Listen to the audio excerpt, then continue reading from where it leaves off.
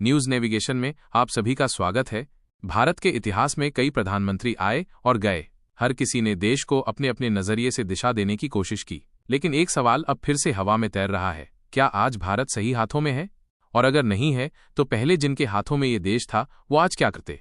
नरेंद्र मोदी 2014 से लगातार प्रधानमंत्री पद पर बने हुए हैं। उनके कार्यकाल में कई महत्वपूर्ण घटनाएं हुईं, जिनमें 2016 में नोटबंदी, 2017 में वस्तु एवं सेवा कर जीएसटी की शुरुआत, 2019 में जम्मू और कश्मीर से अनुच्छेद 370 को निरस्त करना, बालाकोट हवाई हमला और नागरिकता संशोधन अधिनियम सीएए जैसे बड़े फैसले शामिल हैं। इन वर्षों में सरकार ने पीएम किसान योजना, स्वच्छ भारत मिशन और जन धन योजना जैसी कई कल्याणकारी योजनाओं को भी लागू किया है। 2025 पहलगाम, एक खूबसूरत घाटी, एक शांत इलाका और फिर गोलियों की आवाज। यह हमला नरेंद्र मोदी के प्रधानमंत्रित्व काल में हुआ है। इस घटना में 26 लोगों की मौत हो गई और दर्जनों घायल हो गए, जिससे पूरे देश में शोक की लहर फैल गई। इस भयावह घटना ने न केवल पीड़ितों के परिवारों को बल्कि पूरे समुदाय को गहरा आघात पहुंचाया है। इस मुश्किल घड़ी में अंतर्राष्ट्रीय समुदाय ने भी आतंकवाद के प्रति अपनी जीरो टॉलरेंस की नीति को दोहराते हुए भारत के साथ अपनी एकजुटता व्यक्त की है। पीड़ितों और बचे लोगों को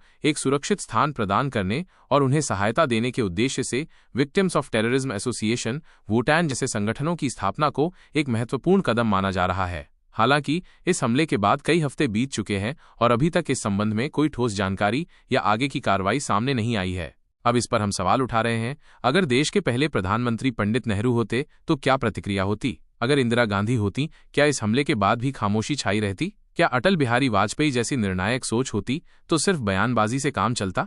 अब तक के प्रधानमंत्रियों की भूमिका। नेहरू ने युद्ध के बाद पंचशील की बात की, लेकिन 1962 में चीन के हमले ने उनकी शांति नीति को चौंका दिया। उस समय देश ने एकजुट होकर इस चुनौती का सामना किया था और सरकार ने प्रभावित समुदायों को हर संभव सहायता पहुंचाने का प्रयास किया था। इंदिरा गांधी, जिन्होंने पाकिस्तान को 2 टुकड़ों में बांट दिया, 1971 में भारत ने सिर्फ शब्द नहीं बल का भी प्रयोग किया। इस निर्णायक कार्रवाई का असर पूरे देश और सीमावर्ती समुदायों पर पड़ा और सरकार ने शांति और पुनर्वास के प्रयासों पर ध्यान केंद्रित किया। राजीव गांधी, जिन्होंने तमिलनाडु में शांति सेना भेजी, लेकिन उसके नतीजे विवादित रहे। इस कदम का तमिलनाडु के स्थानीय समुदायों पर मिश्रित प्रभाव पड़ा और सरकार को विभिन्न सामाजिक और राजनीतिक समूहों के साथ संवाद स्थापित करने की आवश्यकता महसूस हुई। वाजपेयी जी, जिनके शासन में कारगिल युद्ध हुआ और भारत ने वीरता से जवाब दिया। इस युद्ध में शहीद हुए जवानों के परिवारों और प्रभावित समुदायों को सरकार और आम जनता से भरपूर समर्थन मिला। मनमोहन सिंह, जिन्होंने संयम रखा, लेकिन 26/11 के बाद सवाल उठे, क्या इतना संयम सही था? इस हमले के बाद सरकार ने न केवल सुरक्षा व्यवस्था को मजबूत किया, बल्कि पीड़ितों और उनके परिवारों को सहायता और पुनर्वास प्रदान करने के लिए भी कई कदम उठाए। और अब नरेंद्र मोदी 2014 से लगातार सत्ता में। बड़े बड़े वादे, ताकतवर भाषण और दुनिया में भारत की छवि को मजबूत करने का दावा। लेकिन अब 2025 में जब पहलगाम में एक और आतंकवादी हमला होता है तो सरकार की पहली प्रतिक्रिया क्या होती है? जांच की जाएगी। इस घटना के तुरंत बाद राज्य पुलिस और अन्य आपातकालीन सेवाओं ने घटनास्थल पर पहुंचकर स्थिति को नियंत्रण में करने का प्रयास किया। एक पुलिस फॉरवर्ड कमांड पोस्ट तुरंत स्थापित किया गया ताकि वास्तविक समय में संचार बना रहे और समन्वय स्थापित किया जा सके। इसके साथ ही सरकार ने तत्काल राहत और सहायता कार्यों को शुरू करने का आदेश दिया है। स्थानीय प्रशासन और राष्ट्रीय आपदा प्रतिक्रिया बल एनडीआरएफ ने घटनास्थल पर पहुंचकर घायलों को अस्पताल पहुंचाया और मृतकों के परिवारों को सांत्वना दी। फर्क क्या है? क्या ये वही मोदी हैं जिनका दावा था दुश्मन घर में घुसकर मारे जाएंगे? तो फिर अब क्यों नहीं मारे गए? क्या अब सरकार भी बाकी सरकारों जैसी हो गई है, या फिर ये भी स्ट्रांग लीडरशिप की महज एक इमेज है?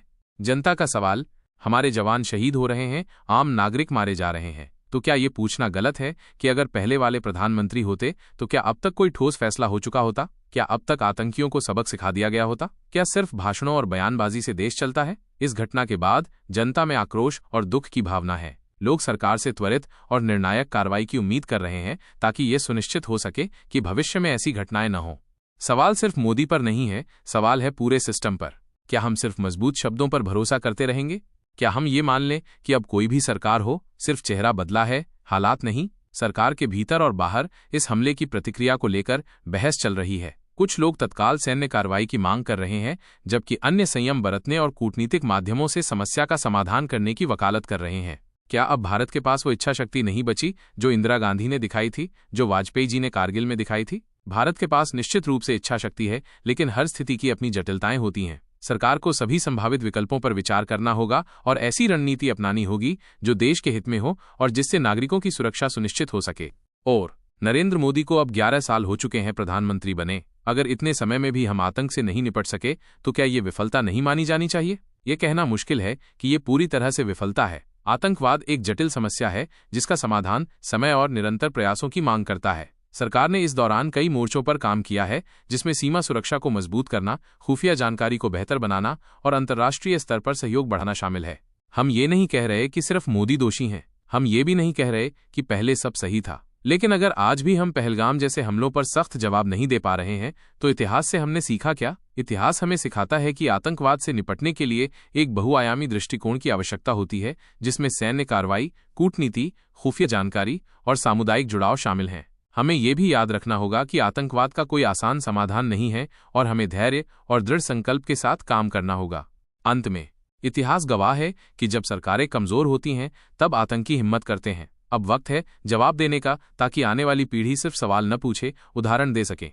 ये सही है कि सरकार को मजबूत इच्छा शक्ति दिखानी होगी और आतंकवादियों को ये संदेश देना होगा कि उनके एक्शंस को बर्दाश्त नहीं किया जाएगा। इसके साथ ही हमें उन समुदायों का समर्थन करना होगा जो आतंकवाद से प्रभावित हुए हैं और उन्हें पुनर्वास और न्याय दिलाने के लिए हर संभव प्रयास करना होगा। भारत सरकार ने आतंकवाद के पीड़ितों के पुनर्वास के अधिकार को प्रोत्साहित किया है और राष्ट्रीय मानवाधिकार आयोग जैसी संस्थाएं इस दिशा में महत्वपूर्ण भूमिका निभाती हैं। राज्य सरकारें भी अपने स्तर पर हिंसक चरमपंथी संगठनों में शामिल हुए लोगों के पुनर्वास और रीइंटीग्रेशन के लिए कार्यक्रम चला रही हैं। अब आप बताएं कि पहलगाम हमले के बाद सरकार को क्या करना चाहिए? आपकी राय और सुझाव हमारे लिए महत्वपूर्ण हैं। कृपया नीचे कमेंट सेक्शन में अपनी प्रतिक्रिया दें।